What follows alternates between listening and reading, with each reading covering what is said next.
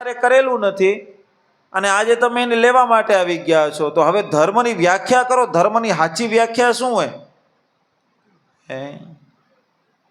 હવે આમ કરતા દૂતો દ્વારા ધર્મ અધર્મ અને પાપની વ્યાખ્યા હવે કરે છો. જમના દૂતો કહે છે કે વેદો ભગવાન નારાયણની પ્રાદુર્ભાવ વેદોથી ભગવાન નારાયણથી પ્રાદુર્ભાવ થયેલા છે. એ વેદોએ જે કર્તવ્યનું વિધાન કરેલું છે તેનું પાલન કરવું એને શું કહેવાય?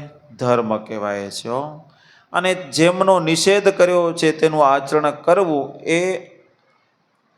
એ પ્રમાણે કરવું એનું નામ શું છે? અધર્મ. શાસ્ત્રમાં બતાવેલું છે આવી રીતે કરવું.